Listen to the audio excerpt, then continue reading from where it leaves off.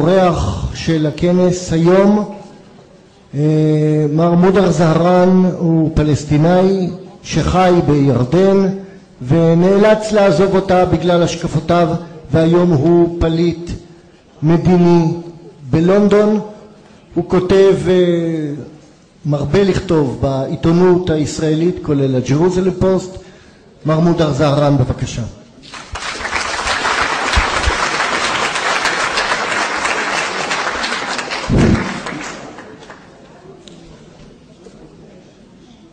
Assalamu alaikum. Bismillah ar-Rahman ar-Rahim, in the name of God, the merciful, the most merciful.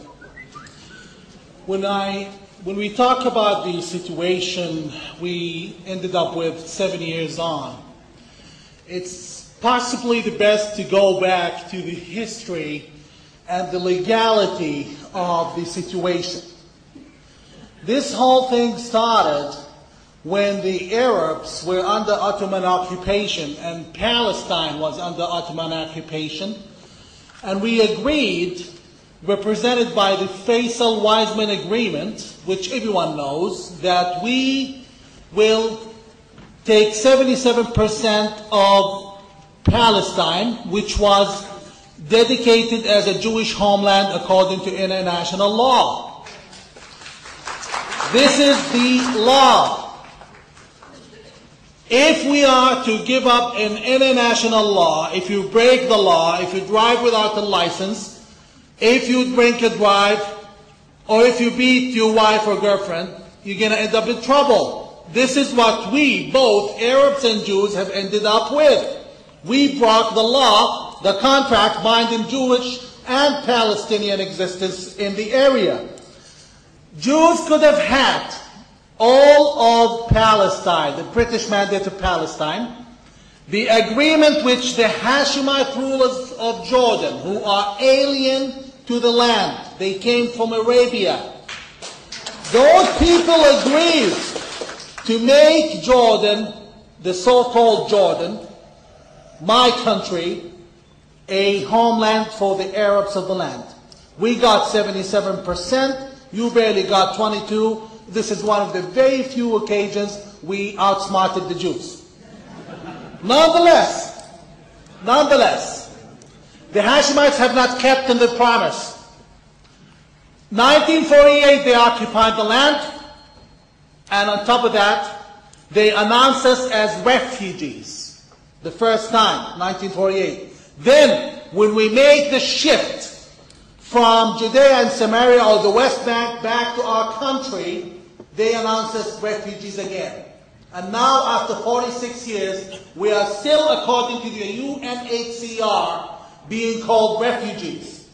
Jordan is an ultimate apartheid state run by kings who speak perfect English and dress from Armani. Imagine that a Palestinian in Judea and Samaria and Gaza has more rights, a Palestinian in Gaza, a Hamas member in Gaza, has more rights to Israel than I have to my country, Jordan. Under this new king, who does not realize that he's only king because Israel allowed him to be, and his father, under him, we're not allowed a driver's license.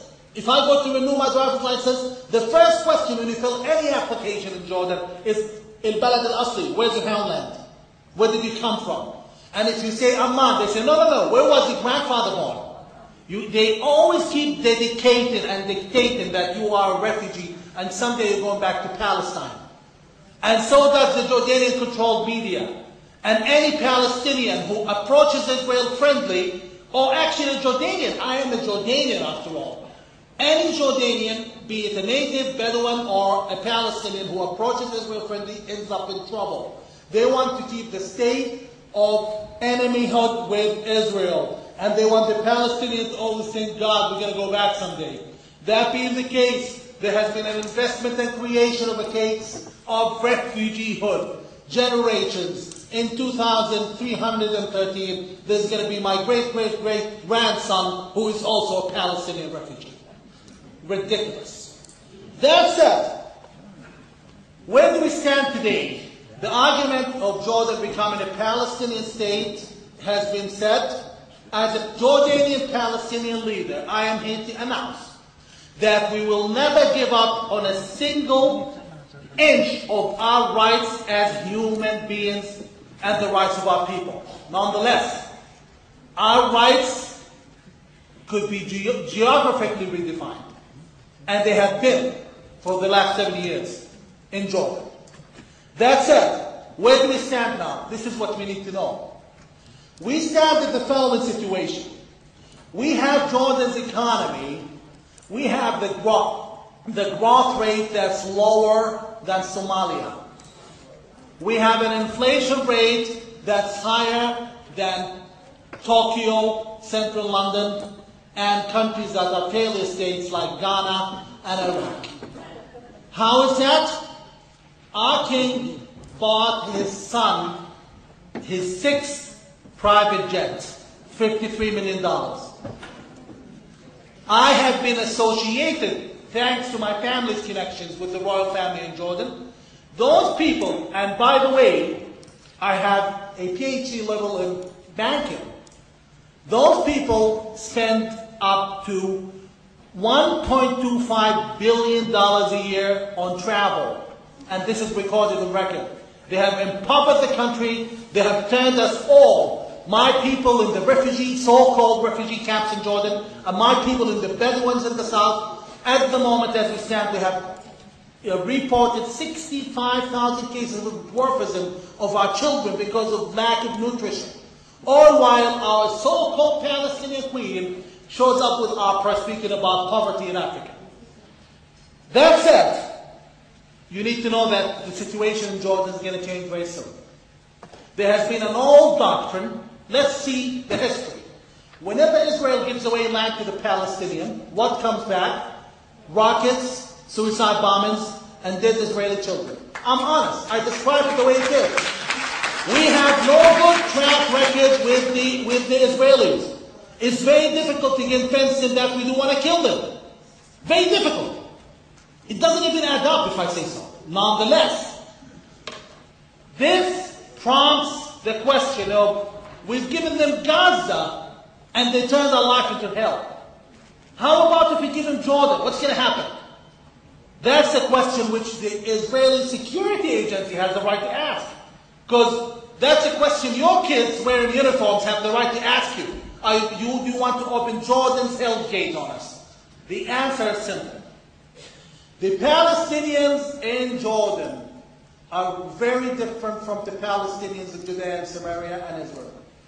There has been an institutionalized fundamentalism and Islamism of my people in this country. It has been aided by all foreign countries, including Western countries, including channels like Al Jazeera, which report strictly on so-called Palestinian cause. That's it. Why is Jordan different? Jordan is different for many reasons. First of all, Jordan is too poor to go to war with Israel. We've tried at least twice, and we couldn't win. All of Israel's peace with all of its neighbors is not built on goodwill. It's built only because the neighbors cannot fight Israel. So there is no way, while we depend on Israel, even in our exports to the United States, through something called the qualified industrial zones, there's no common sense that we would fight them. In addition, we don't have the power to fight them. And on top of that, let's study the trend. People, despite the lack of coverage of the media, have not been reporting on Jordan. Now, we have the Independent, we have Al Jazeera, we have The Guardian, we have many other institutions, all reporting, and I can give you the evidence, that those running the ongoing revolution against the monarchy in Jordan are the seculars, not the Islamists. All of these institutions cannot be wrong. So now, is Jordan's king going to fall? There's a huge trend. I would call them the Hashemite cheerleaders in Israel and within the Israel lobby in the United States. They keep saying, no, the king is just fine. The king is just good. And as an Arab, I'm afraid we have taught the Jews a couple of our traits of denying the facts. The king don't believe us, believe him. The king said to Senator Lindsey Graham, and it was said in a congressional hearing a few weeks ago, I don't think I'm going to be in power in a year from now.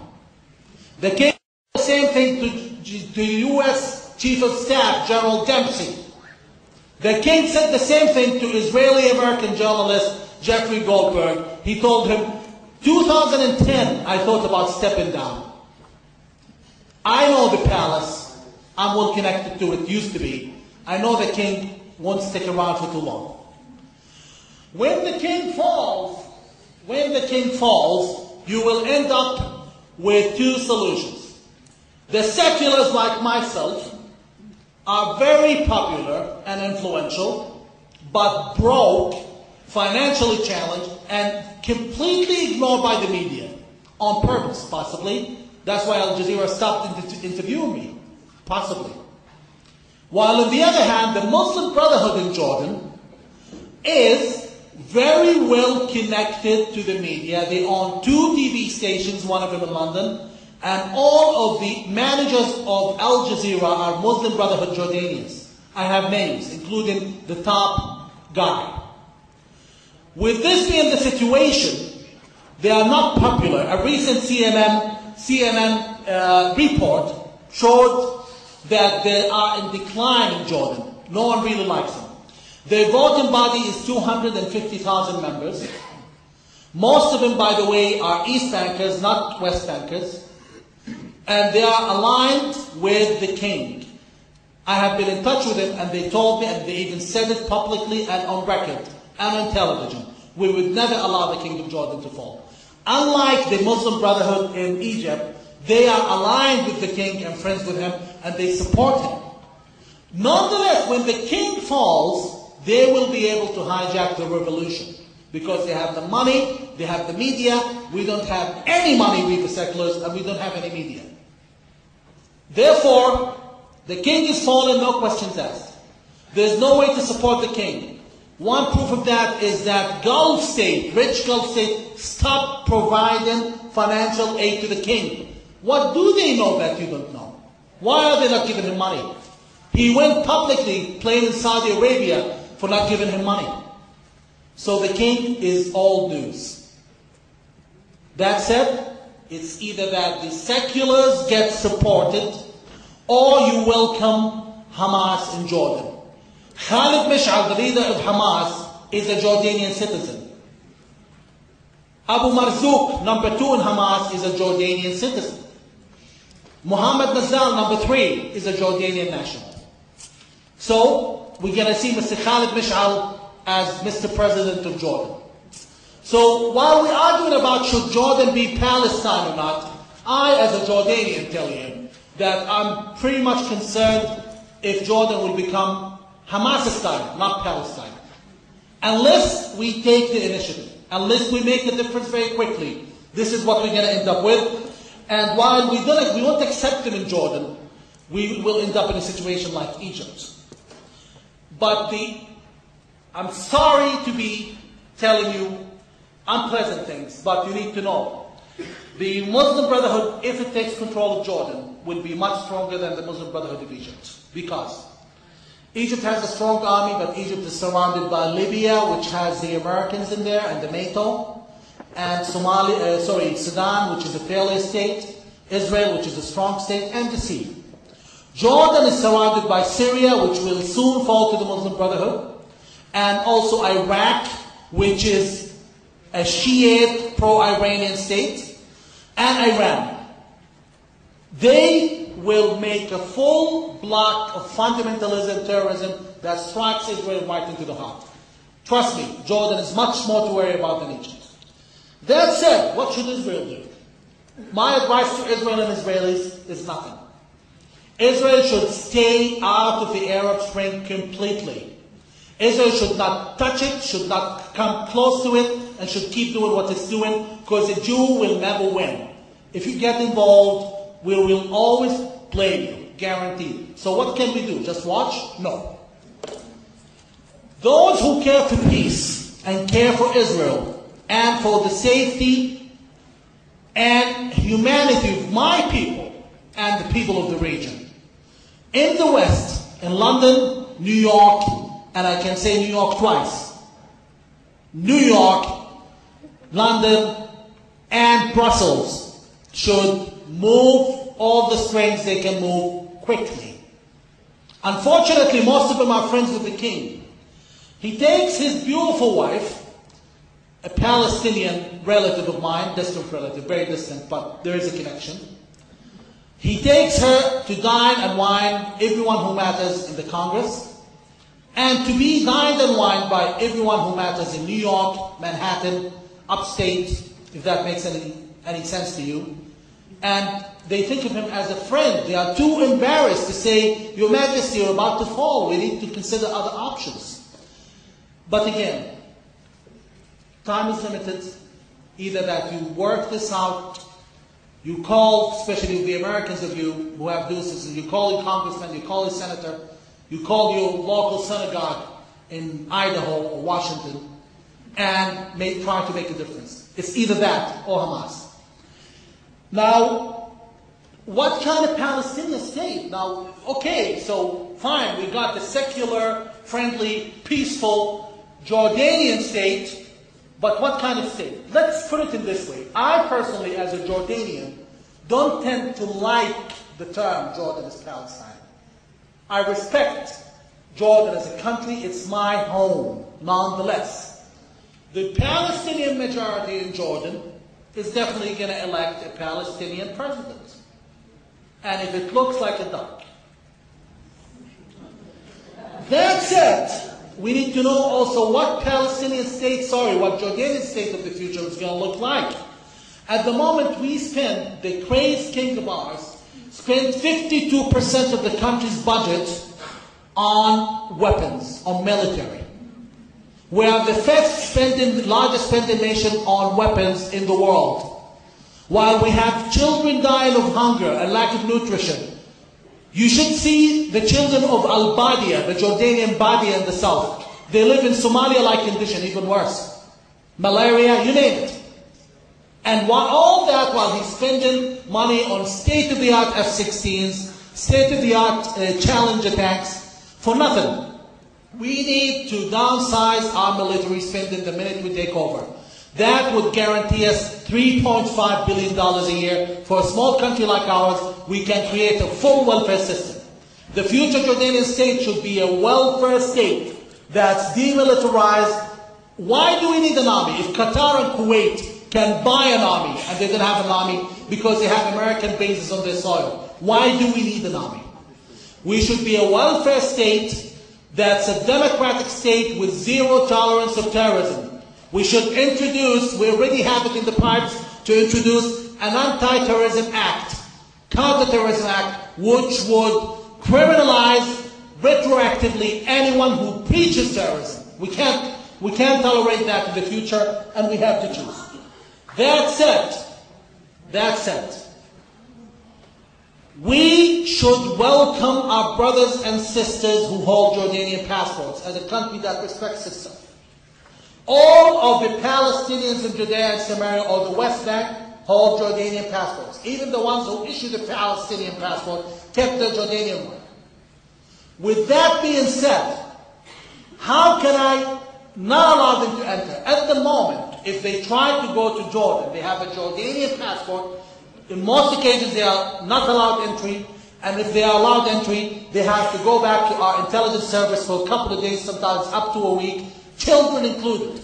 So you go to visit your family in Amman for 1 week, you're going to spend 3 days at the Mukhabarat, and you're going to take the children with you. Complete humiliation. We're going to stop that. My brothers and sisters, who are also Jordanians in Jerusalem, and in Bethlehem, and in Ramallah, if they want to come and join the new prosperous Jordanian state, they are welcome, no questions asked. We will give them the right of return to de facto. They have the passport just to welcome. We're not going to create the obstacles that this king has been creating. Now, what about the future of the Palestinian Authority? I doubt there will be much future for the Palestinian Authority after Mr. Abbas. Mr. Abbas is 72. No one lives forever. And I doubt there will be anyone who is able to hold the strings after Mr. Abbas leaves. That said, I think we will end up with what's called the Mardechai Kedar concept, the city-states of Palestine.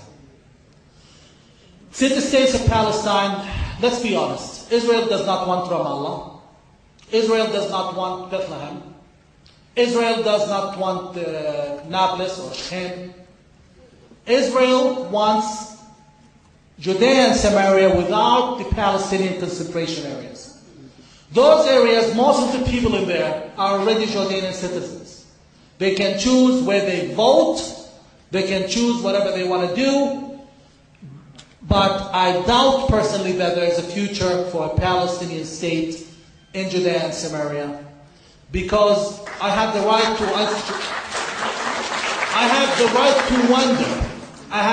wonder as a Jordanian, my fellow Palestinian Arabs, how many states are they going to have? One in Jordan, and one in Judea and Samaria, and one in Gaza. And soon we're going to have one in Rhode Island.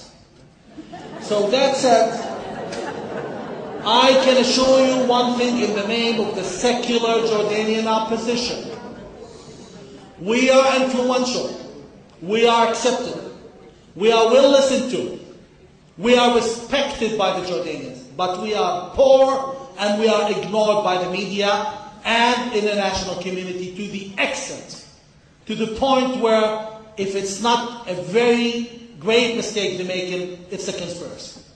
That said, I can assure you if we ever make it to power, we will always be committed to our peace and friendship with Israel, and we will always not dare deny Israel the right to exist in its Jewish state on its soil. God bless you and bless your country. And